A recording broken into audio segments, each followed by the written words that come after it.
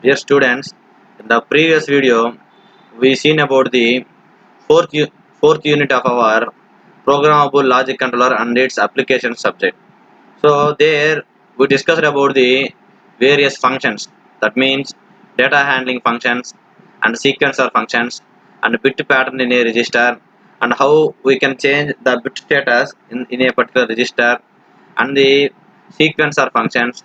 So in the sequencer functions, we see the three examples.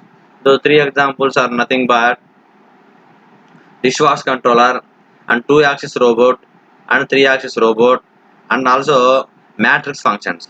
So in this video onwards, we will see about the our unit 5, very simple unit and small unit.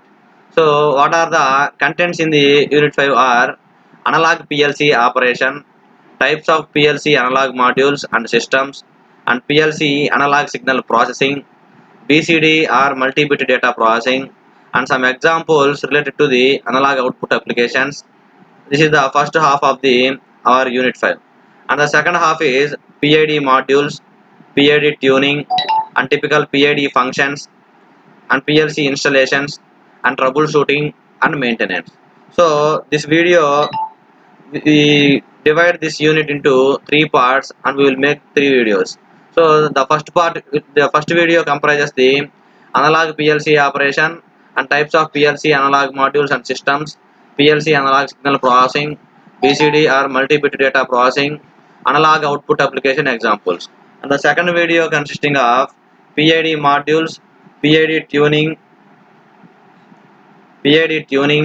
typical PID functions, and the third unit comprises of PLC installation, troubleshooting and maintenance. So first, what is meant by analog operation means in the up to our fourth unit we see about the discrete operation. That means input statuses and output statuses are on or off. So in this video we see about the analog operation. So what is the meaning of the analog operation means we have the continuous input and with that continuous input we can control the continuous output. So that is the analog operation. So normally we can observe this analog operation in the chemical and petroleum industries. And this input analog signal will be sent to the input modules. So from that input modules, the CPU performs some mathematical operations and generate some make some modifications, and with that modifications the output controls continuously. So since the input will be given continuously and the output will be controlled continuously, that's why this operation is called as analog operation. So this analog operation is mainly two types: analog BCD operation and a linear straight process. So in the analog BCD output process, we can give the BCD code to the input module with the help of a thumb wheel. Then that corresponding BCD code can be made for the different modifications from the CPU, and with that modifications we can display the output with any output devices. That means stepper motors or displays, etc., etc. That means 7 segment LED display like that. So here, in order to enter the analog BCD operation, we have to use the thumb wheel for giving the input and the displays. That means 7 segment display and stepper motors are for the particular output. And similarly, in the linear straight line, we can use various potentiometers. That potentiometers may be give the reading from the temperatures, pressures, and etc. So here the analog BCD input and output systems can be represented here. So here this one is the thumb wheel. So this thumb wheel gives the direct value of the BCD, and that BCD goes to the some conversions in the PLC CPU and generates one output, and with that output we can display or we can rotate with the help of a stepper motors, etc. So analog signal to digital signal. So the here we give the input in the form of a analog signal, we always told, but the signal is not an exact analog signal. That analog signal will be divides into a digital signal continuously. For that purpose, we can use the analog to digital converters. So many analog to digital converters are there. Those are nothing but successive approximation type and dual slope type, like that.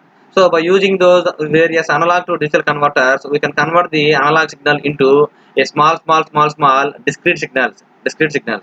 So here our analog signal will be here. This one is the analog signal, true analog signal. The true analog signal will be divided into 8 steps here, and here 16 steps. Based upon our requirement, we can divide those analog signal into different steps. So with the help of a analog to digital converter. And analog signal processing, that means analog signal processing means when we giving the analog signal in the form of a discrete signal to the CPU, definitely we have to follow the some precautions on the input side and output side. So what are the precautions we have to follow means the output from the input devices are not exactly same as to the voltage supplied to the input modules. So the voltage supplied to the input modules is normally 0 to 5 volts DC. 0 to 5 volts DC. But the voltage may be either AC voltage or DC voltage, and that voltage may not be matched with the input module. So while giving the input to the input module in the analog signal processing, we have to maintain the upper limit of the input module must be matched with the upper limit of the input voltage. And similarly, lower limit of the input module must be matched to the lower limit of the input device.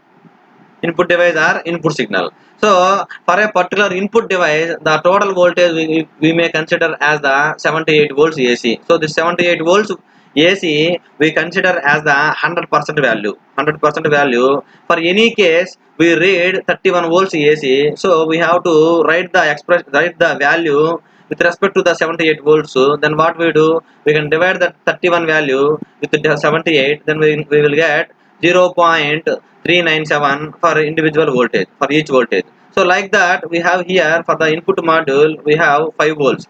So we can multiply that voltage with 5 volts, then we will get 1.987 volts. So after entering that signal, after entering into the input module, so we can divide that input module for individual voltages, then we can write the 1.987 divided by 5.8, that equal to 0.397. So this particular voltage we have to divide it into some discrete signal which will be given to the CPU register. So for that what we do, suppose if you consider the input module terminals has 8 terminal input module, then 2 to the power of 8 means 256. So we can divide our analog signal into 256 times of the discrete signal. So that's why we can multiply this 0.397 voltage into 256 volts, then we will get the 102 voltage. 102 voltage. This particular 102 voltage is applied to the CPU, and in the CPU some modifications are there. Suppose that modification is nothing but double that voltage, double the input module voltage, then that voltage is 102. So if you double that one, normally we may get 204. So that is not exact 102, that is 101 point something. So that's why we write after doubling the voltage in the CPU. Why? Because the CPU do some modification. Here we assume that modification is double the voltage. Why we doubled means we assume, and the modification in the CPU is double the voltage. So that's why that 102 will be doubled. We will get 203. Why? Because this is not exactly 102. This is 101 point something. So if you multiply that 101 point something, you will get 203. And here also this is the discrete signal, and in order to convert that signal to in such a way to the output module terminals, we have to divide that signal with the 256. Then 203 divided by 256, we get 0.794. And the output terminal voltage will be, suppose if we have the 10 plus 10 volts to minus 10 volts, that means the peak to peak voltage is equal to 20 volts, then 0.794 into 20 is equal to 15.9 volts. And here we consider the voltage, positive voltage as the only 0 to 10 only, so we can subtract that 10 from the 15.9 volts, then we get the 5.9 volts. So this much of voltage will be applied to the analog signal at particular point.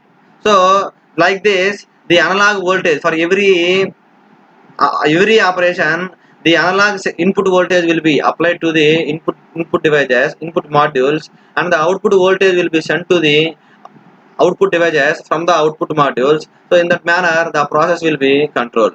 So the same application will be observed for a add function also. That means what? Here we have the 78 volts DC. So same explanation we consider here.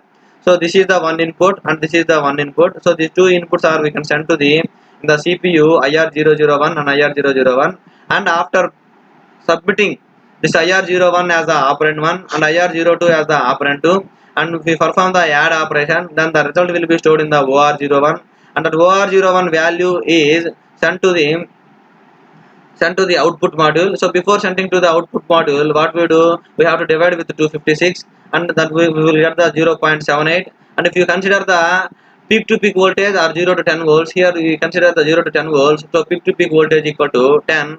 So if you multiply that one, 0.78 into 10 equal to 7.8 volts. 7.8 volts. Why? Because in the operand one, we can choose the 17 volts as the input for this operand 1 analog signal, and 42 as the operand 2 analog signal value. Then 17 by 78 equal to 0.218, and 42 by 78 equal to 0.538. So here the input voltage we can consider as the 5, so we can multiply with 5, then we can get the 1.09, and we can here the 0.538 can be multiplied with 5, so we can get the 2.69. So if you multiply these two with 256, then we can get the 56, and with 256 we can get the 138. So the 56 and to the 138 will be entered into this IR01 and IR02, and go to the addition operation and getting as the 194, and that 194 will be divided with the 256, then we can get the 0.78, and if you multiply with the 10, then we can get the 7.8. This is the one of the example, that means which explains the analog operation. And next one is the BCD input and output system. So what is the operation happen in the BCD analog signal processing? That means analog signal processing is also known as the multi-bit data processing. So this one is the multi-bit data processing. So we can get the input from the thumb wheel to the input modules, and we can send to the output displays from the output module. So what is the operation means here? 736 is there. Then here in the CPU the operation is half of the given value. So 7368 divided by 2 means into multiply by 0.5, and we can convert that by binary to BCD. We will get one value. So the value is nothing but 3684. So that 3684 will be displayed on the display. And some more examples are there. Nearly 6 examples are there, and for our convenience we see only 2 examples. So here the operation is, we can take in the data from the directly input module, not from the thumb wheel. So there is no need to conversion of the data. So in the when we on this IN033, then this particular syntaxes will be on. The syntaxes are nothing but comparison functions. By comparison functions we can perform the analog operation in the example one. So one value present in the IR0103, and this value compared with this operand 2 and this operand 2 and this operand 2. So what is the problem here means, if this output will be on, that means 6 output will be on, then the current lies between the greater than 0.5.